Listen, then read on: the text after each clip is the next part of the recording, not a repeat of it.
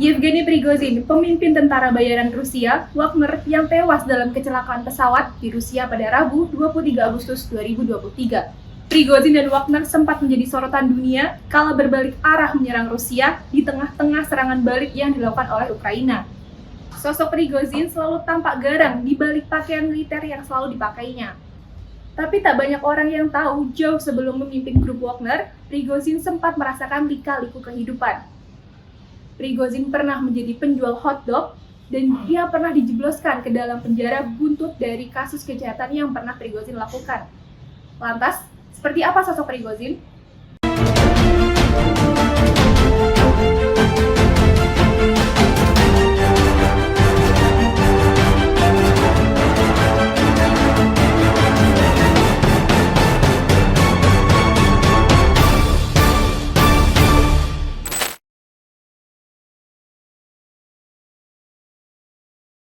Yevgeny Viktorovich Prigozhin, atau yang biasa dikenal dengan Prigozhin, lahir pada 1 Juni 1961 di Leningrad yang saat ini bernama Saint Petersburg, Rusia.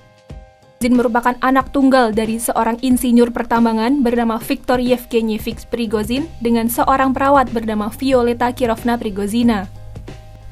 Namun, sang ayah telah meninggal sejak Prigozhin masih muda. Prigozhin kemudian dikirim ke Akademi Olahraga untuk mempelajari olahraga ski lintas alam atau cross-country skiing. Sayangnya, Prigozhin muda tidak berhasil menjadi atlet profesional. Setelah menyelesaikan pendidikan, Prigozhin malah bergabung dengan sekelompok penjahat kelas teri di negaranya. Masa muda Prigozhin diwarnai dengan aksi kriminal dan pengalaman di penjara. Berdasarkan laporan dari dokumen pengadilan pada 1981, Prigozhin yang saat itu berusia 18 tahun terlibat perampokan anting-anting emas milik seorang wanita. Prigozhin melancarkan aksi itu bersama ketiga temannya. Perampokan itu merupakan salah satu dari banyak aksi kejahatan kelas teri yang pernah dilakukan oleh Prigozhin di Saint Petersburg. Akibatnya, Prigozhin dijatuhi hukuman 13 tahun penjara dan menghabiskan hari-harinya di balik jeruji besi. Pada 1988, Mahkamah Agung Uni Soviet mengurangi hukuman Prigozhin menjadi 10 tahun. Setelah bebas, Prigozhin melanjutkan studinya di Institut Kimia dan Farmasi Leningrad.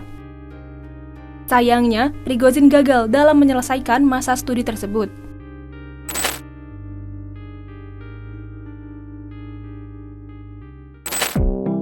Pada 1990, Prigozhin bertahan hidup di tengah kondisi negara yang saat itu sedang sekarat dengan cara sederhana, yaitu berjualan hotdog bersama ibu dan ayah tirinya.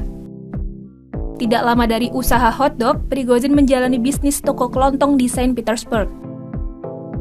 Salah satu seorang pengusaha yang mengenal Prigozhin kala itu memberikan kesaksian bahwa Prigozhin merupakan sosok yang pandai bergaul.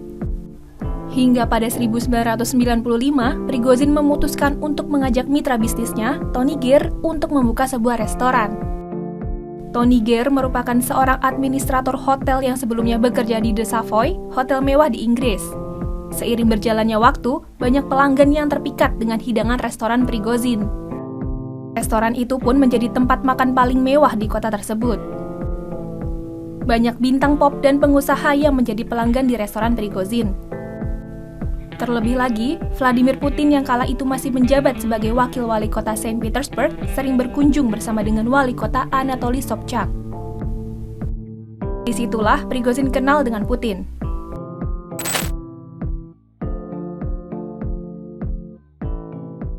Prigozhin pandai dalam memanfaatkan hubungan dekat dengan elit politik. Bisnis Prigozhin berkembang pesat setelah Putin menjadi presiden Rusia. Bisnis catering yang Prigozhin bangun pada 1990-an pernah dianugerahi kontrak eksklusif dari pemerintah. Bahkan, Prigozhin mendapatkan tawaran untuk menyiapkan hidangan makan malam kenegaraan termasuk upacara pelantikan Putin. Berkat kontrak mewah tersebut, Prigozhin mendapatkan julukan Koki Putin. Prigozhin tak membatasi ambisi karirnya hanya pada bidang makanan. Pria dengan julukan Koki Putin itu bertransformasi menjadi panglima perang. Prigozhin dinilai sebagai sosok panglima perang yang brutal setelah gerakan separatis pro-Rusia pada 2014 di Donbas, Ukraina Timur. Lantas, Prigozhin mendirikan grup Wagner yang merupakan sebuah perusahaan tentara bayaran. Markas Wagner sendiri berada di Saint Petersburg, Rusia. Perusahaan tentara bayaran milik Prigozhin itu beberapa kali membantu tentara Rusia berperang. Tak hanya bekerja untuk Rusia, grup Wagner juga beroperasi di beberapa negara lainnya. Pada 2015, grup Wagner mulai beroperasi di Suriah. Kelompok tersebut berperang bersama pasukan pro-pemerintah dan turut serta menjaga ladang minyak. Grup Wagner juga aktif di Libya sejak 2016 dengan memberikan dukungan untuk pasukan yang setia kepada Jenderal Khalifa Haftar. Pada 2017, perusahaan tentara bayaran milik Prigozhin itu menjaga tambang berlian di Republik Afrika Tengah. Dilaporkan, grup Wagner juga menjaga tambang emas di Sudan. Sampai pada 2020, Departemen Keuangan Amerika Serikat mengatakan bahwa Wagner bertindak sebagai kedok di negara-negara tersebut. Amerika Serikat menganggap tujuan Wagner sebenarnya adalah hanya untuk kemajuan perusahaan pertambangan milik Prigozhin seperti M-Invest dan Lobaye Invest. Lalu, Amerika Serikat pun menjatuhi sanksi kepada perusahaan-perusahaan tersebut. Meski begitu, kiprah Wagner tak berhenti. Wagner diundang oleh pemerintah Mali di Afrika Barat untuk melindungi mereka dari serangan kelompok-kelompok militan Islam. Kedatangannya pada 2021 itu pun lantas mempengaruhi keputusan Prancis untuk menarik pasukan keluar dari sana.